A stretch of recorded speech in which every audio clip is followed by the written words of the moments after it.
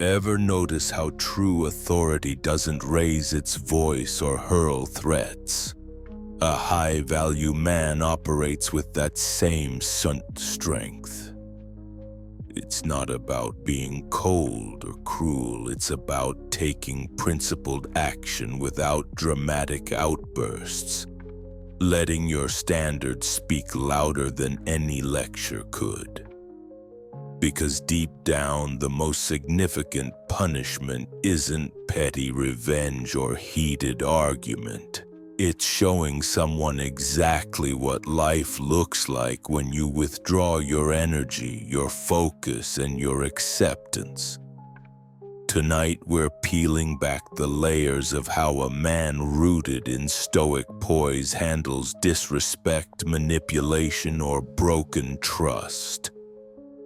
Without stooping to rage or confrontation, we'll dissect the invisible language of boundaries, measured distance, quiet self-possession, and strategic shifts in attention. This is where you see composure doing the heavy lifting, small gestures that leave zero doubt about what you will or won't tolerate. Stick around as we unpack how to align each silent move with the virtues of Stoicism. Prudence, when deciding which battles to fight. Temperance in controlling your reaction. Courage in standing by your standards, and justice in setting fair consequences. We'll also cover common pitfalls, like slipping into passive aggression or emotional shutdown, and map out how to remain centered, purposeful, and above the fray. Ready to swap shouting matches for quiet confidence? Hit play, drop a comment about your biggest silent power moment, and let's see how forging a backbone of calm conviction can reshape every dynamic. Because sometimes the most impactful words are the ones you never need to say. A high-value man doesn't need to raise his voice or launch a verbal takedown to convey displeasure. In fact, the real impact of his response often lies in what he doesn't say. By quietly enforcing boundaries, he removes the oxygen from drama, showing that respect is earned through consistent action, not demanded by force. This approach confuses those who expect a heated reaction. They're left reading between the lines, sensing that something has changed, yet unable to pin down exactly how or why. 1. The power of non-engagement. When disrespect surfaces, many men feel compelled to confront it head-on, unloading frustration in a torrent of words. But a high-value man recognizes that engagement can sometimes fuel the very behavior he wants to discourage. Instead, he steps back, allowing silence to underscore the gravity of the situation. Marcus Aurelius emphasized that nothing outside the mind can harm you unless you permit it. By choosing not to lock horns, you confirm that her disrespect holds no sway over your emotional equilibrium. 2. Drawing the line without lectures. Rather than explaining, re-explaining, or pleading for respect, the high-value man simply lives his boundary. If she's made a habit of canceling plans last minute, he stops offering prime slots in his schedule. If her tone turns snide in public, he quietly ends the conversation, leaving her to reflect on what transpired. There's no drama, no blow-up, just a calm pivot away from the behavior. Actions in these cases dismantle any illusion that she can keep pushing. 3. Reflective tension. When you withdraw attention or privileges like your free time, emotional investment, or even your playful banter, she experiences an unexpected void. That void forces self-reflection. Why isn't he chasing me or demanding an apology? The silent consequence flips her internal script. Instead of you scrambling to fix things, she's left wondering if she went too far. Epictetus taught that people learn more from experiencing consequences than from hearing lectures. That vacuum of your usual warmth can be a potent teacher. 4. Controlling the frame. Silence also keeps the frame of the interaction firmly with you. The moment you argue or justify your boundaries, you risk handing over control. Her reaction can then steer the conversation. With a silent consequence, your stance remains unassailable. You're not there to debate whether the line was crossed. You're already enforcing what that crossing means. This non-negotiable nature of your response projects self-respect.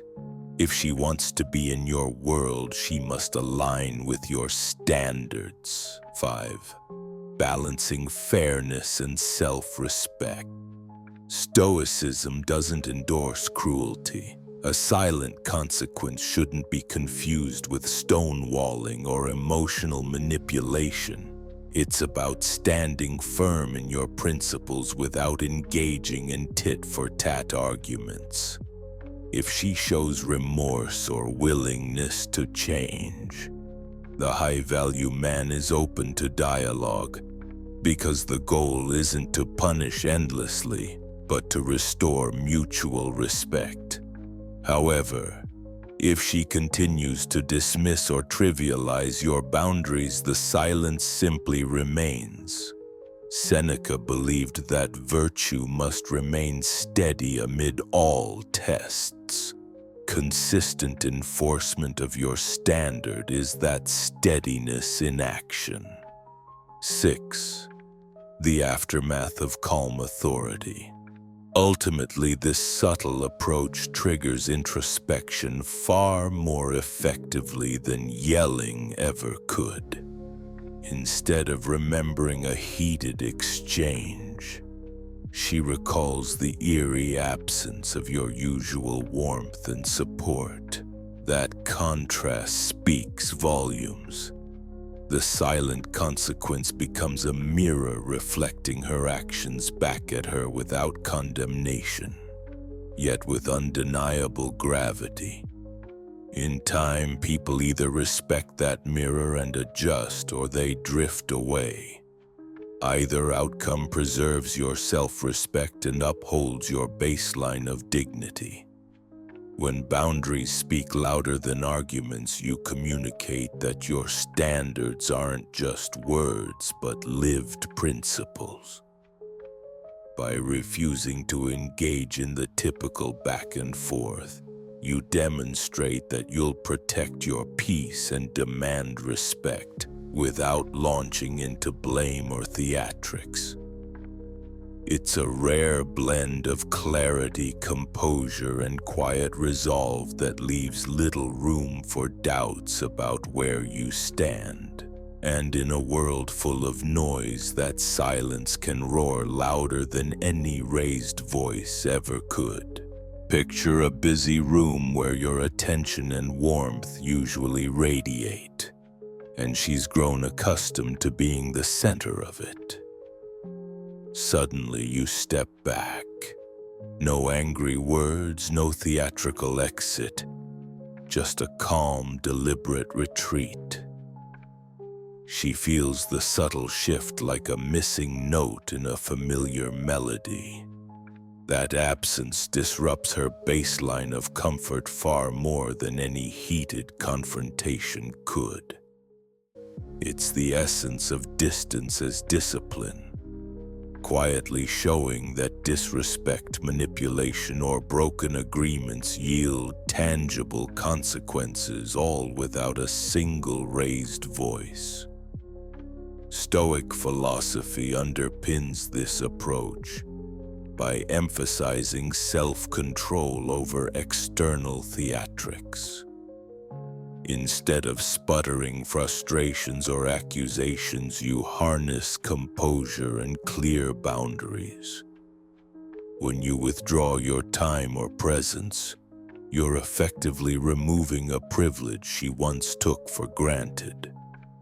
Marcus Aurelius would commend this approach as it keeps your energy focused on what you can control, your own actions, rather than venting or attempting to force her to change.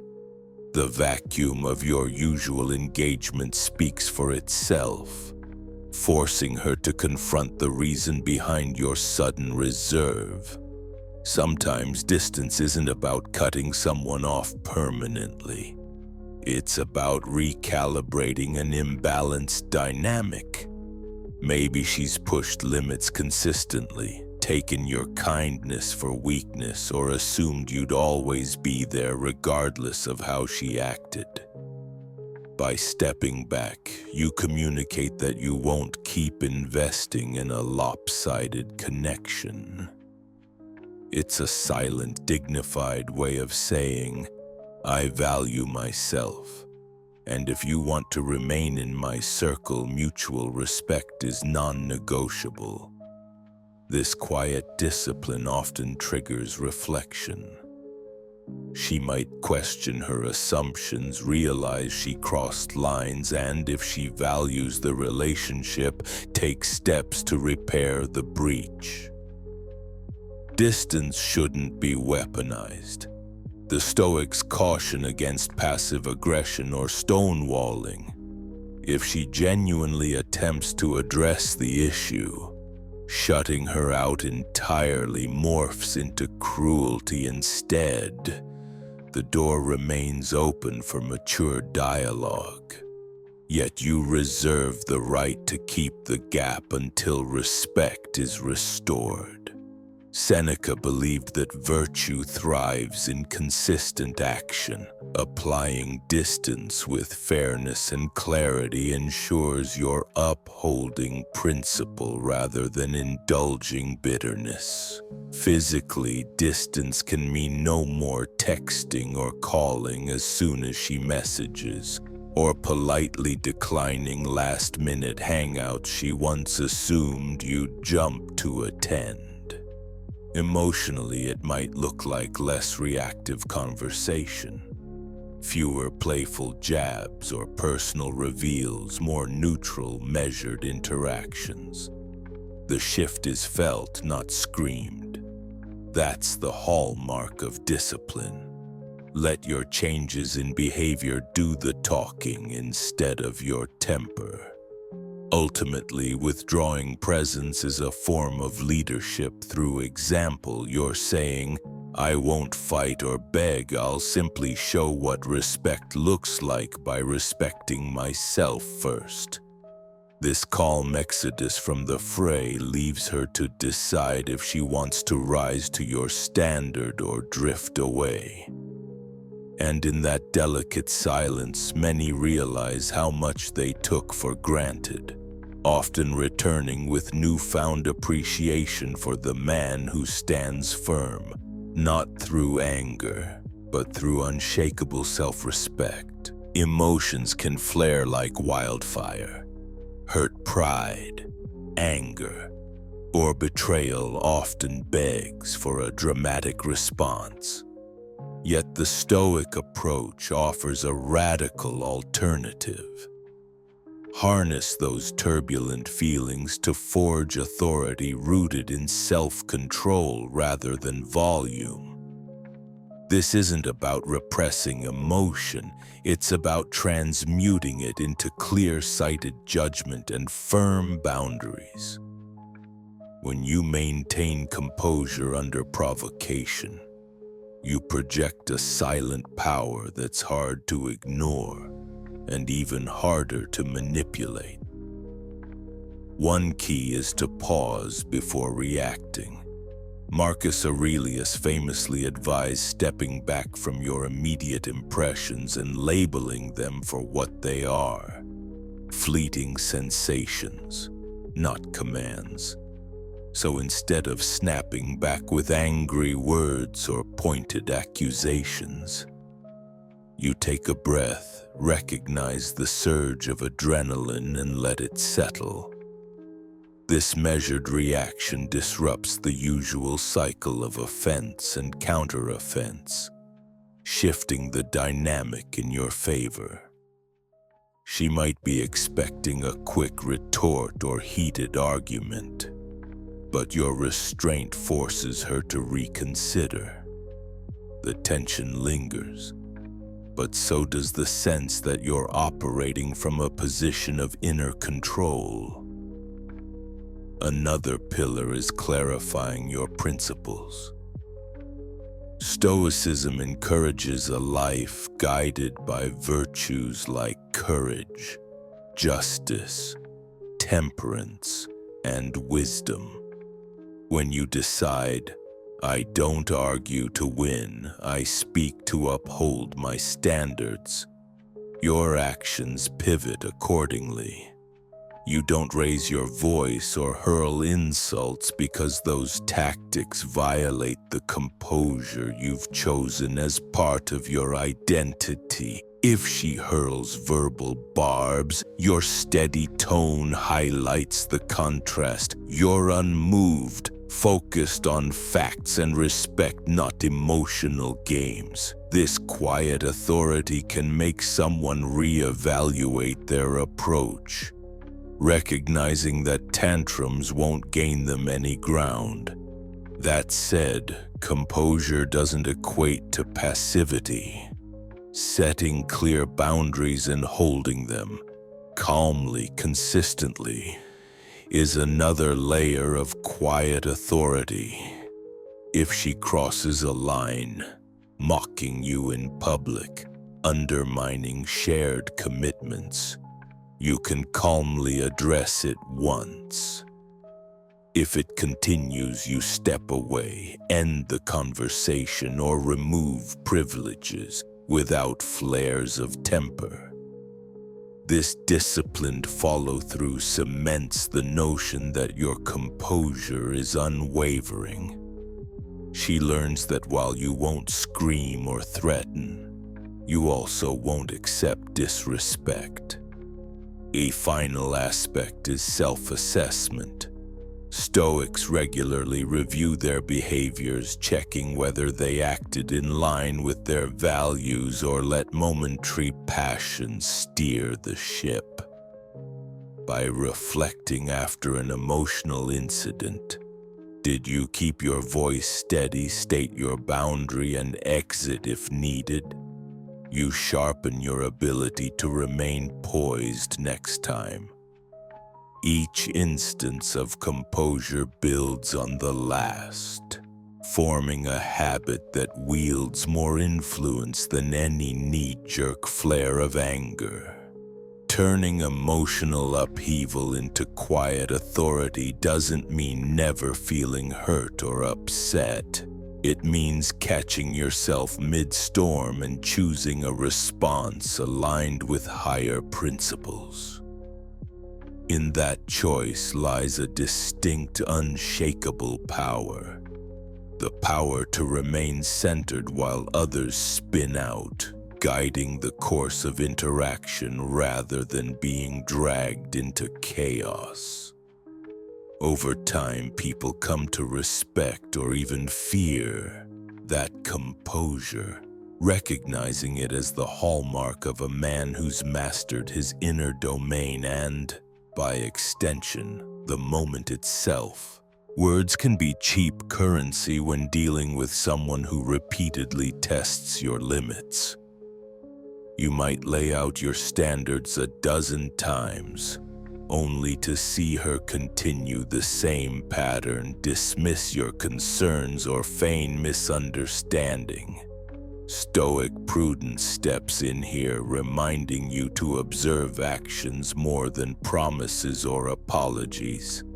Instead of re-explanations or emotional pleas, you shift your gaze to what she actually does. That's where the truth sits, far beyond spoken excuses.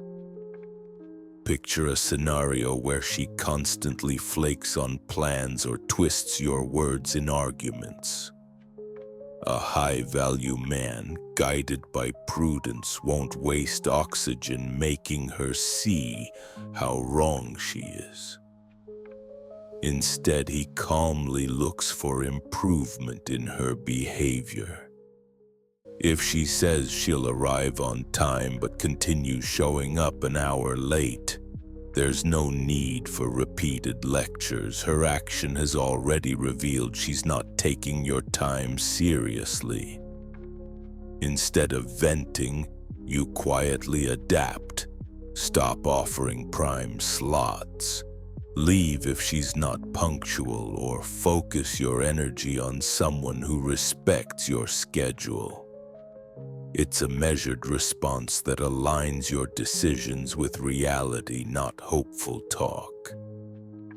This focus on action versus words is the essence of Stoic realism. Marcus Aurelius urged us to see things as they are, not as we'd like them to be. If a person's behavior consistently undermines your standards, no flurry of conversation can fix it. You simply accept the pattern for what it is and protect your peace accordingly. Perhaps limiting contact, removing privileges, or even walking away. Prudence dictates these choices with minimum fuss, maximum clarity. I've seen enough to know where this is going, so I'll act in my own best interest. It's not about becoming a silent stone or withholding communication out of resentment. If she shows genuine willingness to change, prudence also means noticing that shift and gradually opening the door for healthy interaction. But until evidence emerges, your words stay minimal. Seneca emphasized that virtue requires actions in line with reason, not endless talk that resolves nothing.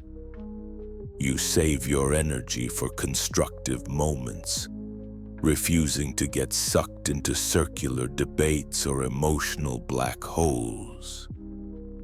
The biggest perk of this approach? You maintain dignity.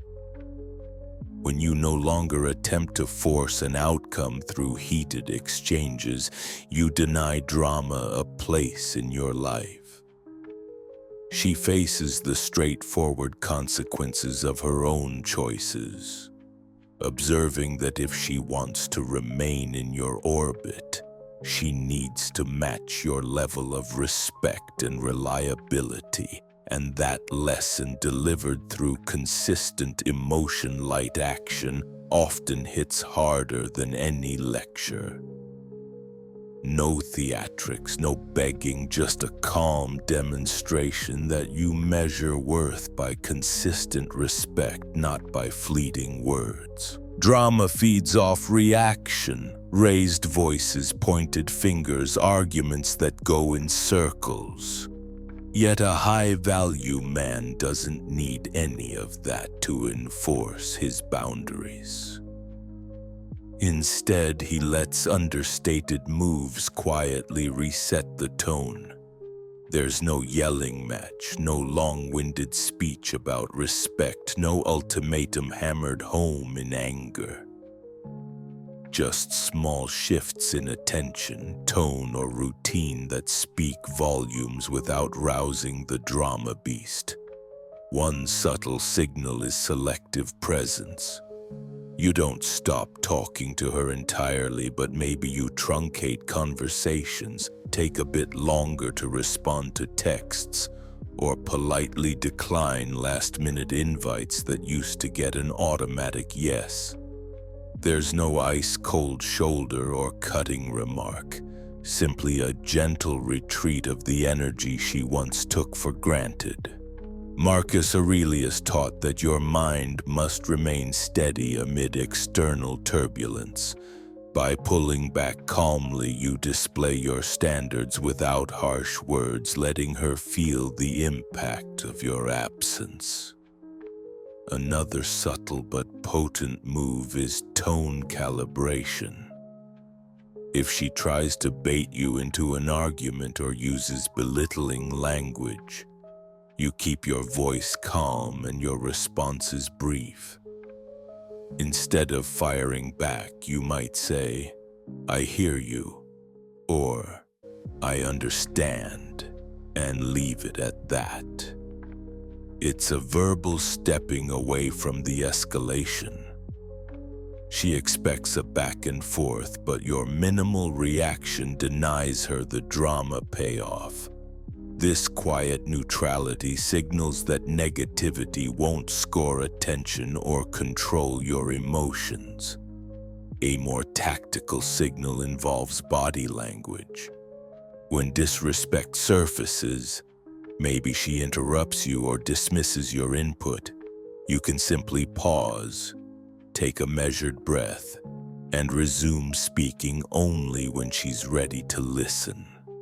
Leaning back slightly, breaking eye contact for a moment, or tilting your posture away during a tension spike subtly reclaims your personal space. Seneca might call this a nonverbal boundary. You're showing her that you notice the disrespect and won't reward it with frantic engagement. It's equally crucial, however, to avoid weaponizing silence. There's a difference between quietly enforcing boundaries and stonewalling someone who is genuinely trying to communicate. If she comes forward with an apology or a sincere attempt to address the issue, shutting her down completely leans into passive-aggressive territory. Stoicism reminds us that virtue is about moderation. Remain open to healthy discourse, but unmoved by tactics that aim for conflict. Finally, show consistency. The biggest indicator you're not just playing games is that these subtle signals aren't one-time acts of pettiness. They become your standard mode of operation whenever lines are crossed. Consistency cements your credibility. She learns that pushing your buttons, mocking your perspective, or taking advantage of your time leads to a predictable outcome. Less access to your warmth and attention. Over time, this pattern teaches her that if she wants the benefit of a harmonious dynamic, she must meet the respect level you quietly enforce. No drama is needed because your conduct and boundaries speak louder than any raised voice ever could. By staying calm, reducing engagement, and standing firm in your values, you communicate a powerful message. I won't be dragged into chaos. My standards guide my actions, not my temper. It's a dignified stance that often compels others to match your decorum, proving that subtle signals can shape outcomes far more effectively than a torrent of words. It's easy to say what you won't tolerate, throw out a few ultimatums or warnings. But the real test arrives when someone crosses that line. Do you stand by your words with consistent action? Or do you let the transgression slide while calling it a one-time thing? A high-value man answers that question not with a loud confrontation, but by skillfully withdrawing his presence, attention, or resources. In this silent but potent way, he signals that he's choosing self-respect over empty reassertions of boundaries. From a Stoic perspective, the choice to withhold isn't about playing games. It's about preserving your inner calm and integrity. Marcus Aurelius would remind you that you can't control her actions, only your own response. If she chooses to disregard your standards, break trust, belittle your character, or repeatedly fail to follow through, then absenting yourself becomes a measured act of self-care. You won't waste energy on fruitless arguments because you're too busy upholding the life you want to lead, free from the disrespectful chaos she might bring. Physical absence might look like declining invitations, spending time elsewhere, or simply going radio silent when she's fishing for attention without having earned it. Emotional absence, on the other hand, means scaling back vulnerability or personal investment. You reply politely but skip the deeper conversations or playful banter. The sudden shortage of your usual warmth is felt, not loudly announced, and that vacuum often speaks louder than any scolding words would have. But withholding is a two-edged sword if misused. Stonewalling, passive aggression, or punishing someone when they're trying to genuinely repair the issue is the darker side of silence. Stoicism calls for self-discipline and fairness, reminding us that the goal is to teach through example, not torment. If she demonstrates remorse or a real desire to change, being needlessly distant can poison the chance for healthy rebuilding. As Seneca might say, virtue lies in moderation, even when setting boundaries. The beauty of a calm withdrawal is that it places the responsibility for bridging the gap back on her. If she wants back into your good graces, she must address the behavior that led to your absence. This compels introspection on her part, questioning whether disrespect or broken commitments are worth losing access to a steady, high-value presence. When she realizes the cost of repeating that mistake outweighs the ego rush of testing you, she may alter her behavior accordingly. All this unfolds without you ever needing to shout, lecture, or demean. You simply demonstrate through absence that certain behaviors conflict with the standards you live by. The more consistently you uphold this principle, the clearer your boundaries become.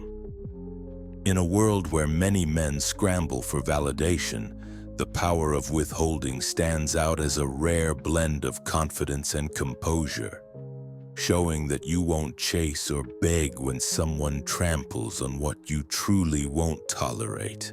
Thanks for diving into these silent power moves. Actions that skip verbal sparring and let your standards shine louder than any argument ever could. If one of these strategies spoke directly to you, jot it down and plan how you'll apply it. The idea isn't to play mind games, but to demonstrate calm self-respect rooted in Stoic principles so you can maintain your dignity and peace in the face of disrespect. Now it's over to you. Which silent consequence or boundary tactic are you most likely to use, and why? Drop it in the comments to swap notes with others figuring out how to stand firm without stoking needless drama. If these insights rang true, hit like, subscribe for the next masculine Stoic mind deep dive. And consider sharing this with someone who could use a dose of quiet authority. Until next time, stay calm, stay clear, and remember, Sometimes the loudest statements are the ones you never have to say.